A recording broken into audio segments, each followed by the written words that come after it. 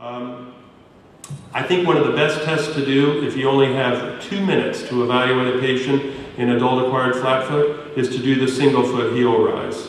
The single foot heel rise in a healthy patient, the patient will lift their heel at least 4 to 6 inches off the ground and the hind foot will invert, as you see in this patient.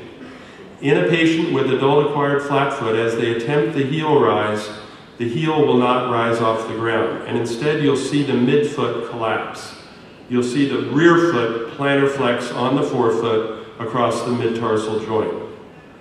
It doesn't matter how flat their foot is. If they have healthy ligaments, as this 74-year-old patient who's a marathon runner, his feet look terrible, but you ask him to do a heel rise, he has no problem whatsoever. He has a flat foot, but it's a healthy foot.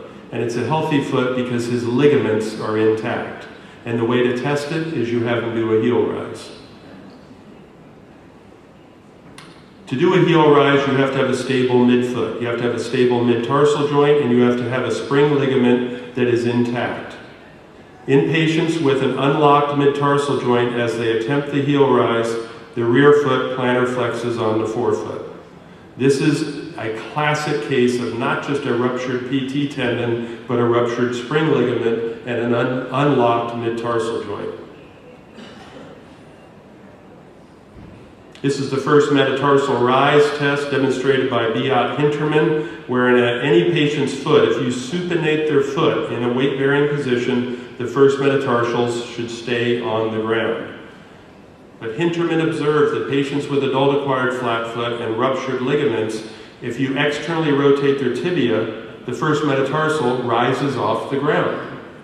Very interesting. So we take this patient and we supinate their hind foot, and the first metatarsal rises off the ground. It rises off the ground because the ligaments are ruptured. There's no coupling between the forefoot and the rear foot. It's also demonstrating what we recognize to be a forefoot supinatus deformity. This is not a forefoot varus, it is reducible. If we push down on the first ray, we can reduce it. That is not a forefoot varus. It is an acquired forefoot supinatus that we see in every patient with stage 2 adult acquired flat foot. You do not need to do an MRI to detect a rupture of the posterior tibial tendon. I learned this in podiatry school from John Weed, who taught me how to isolate the posterior tibial tendon and easily detect a loss of 1 grade of strength in the posterior tibial tendon. But it must be done properly. You draw an imaginary circle on the medial half of the head of the first metatarsal. You place your thumb on the bottom half of that circle and you push the foot to end range pronation or eversion. You leave the ankle plantar flexed, and then you ask the patient, push against my thumb. Push your foot against my thumb. And you can easily detect a loss of 1 grade of strength when you compare to the contralateral foot. This will detect attenuation and easily detect rupture of the posterior tibial tendon without requiring specialized MR imaging. This is the improper way to do this test because the patient is allowed to begin the test in a supinated position where they can now activate the tibialis anterior, which will give a false grade of inversion strength not provided by the posterior tibial tendon. When we cast a patient in adult acquired flat foot, we must remove that forefoot supinatus deformity. And we do this by pushing down on the first ray of the foot. This does not change the position of the subtalar joint, it reduces supinatus. And we will show you this in the casting workshop tomorrow. Finally, a very easy test to do is called supination lag. When a patient hangs their feet off the end of the exam table, you ask them to supinate their feet, or you hold your hands up and you say, bring the soles of your feet together. If they have ruptured their posterior tibial tendon, the foot with the ruptured tendon will lag behind, or it will not cross the midline, as this patient's right foot demonstrates. This is a patient who has ruptured his left foot posterior tibial tendon. He cannot cross the midline when commanded to do so. This patient has ruptured his right foot posterior tibial tendon. The right foot does not cross the midline.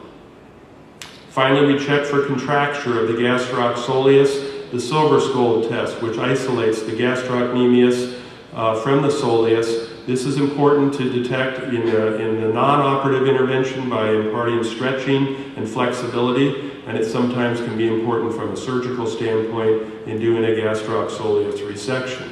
So if we take a patient in adult-acquired flat foot, we check for flexibility and reducibility. We look at their lateral malleolus. We do a supination lag, which in her left foot is lagging behind.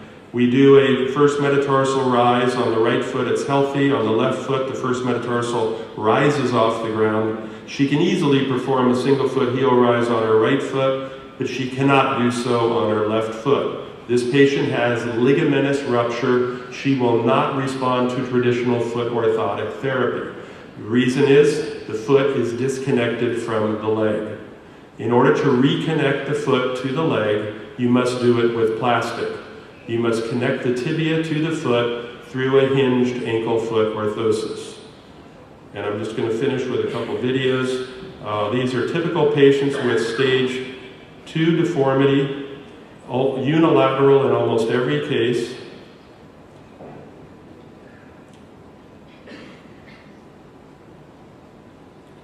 And they're all women, and the reason is that this deformity affects women 5 to 1 compared to men, and we don't know why. Plantar fasciitis, plantar heel pain syndrome, affects women to men 2 to 1.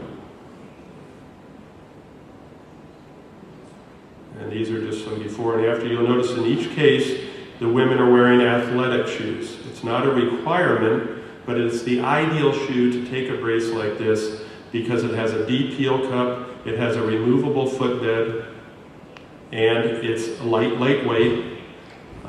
Here's a patient in stage 3 adult acquired flat foot on her right foot. This is a rigid, non-reducible deformity.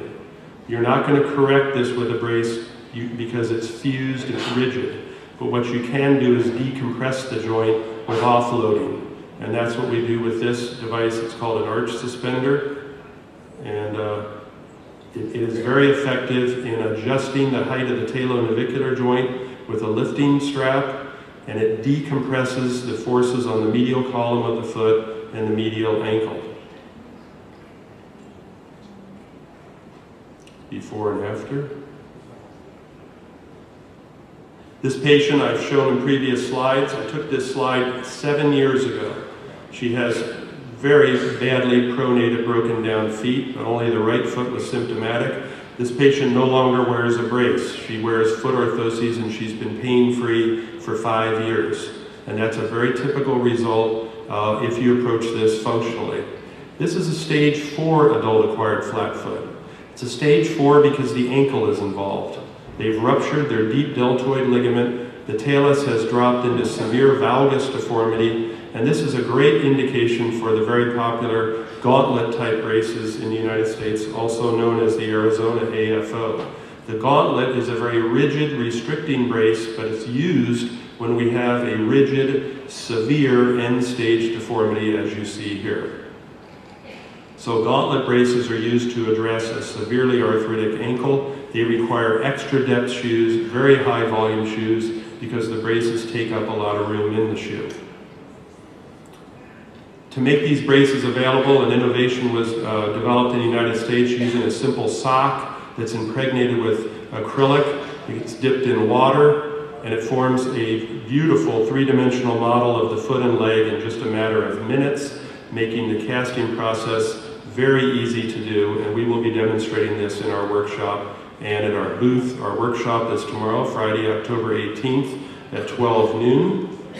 And we will be in our booth for the next 3 days to show you the casting procedure. And you can order one of our special formal dress-up braces for nighttime wear. Thank you very much.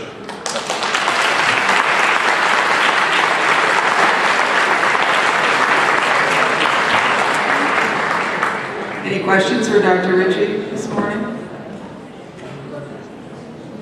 Thank you very much. Thank you for your kind attention. We will now break for lunch and have a good rest of the day. Thank you.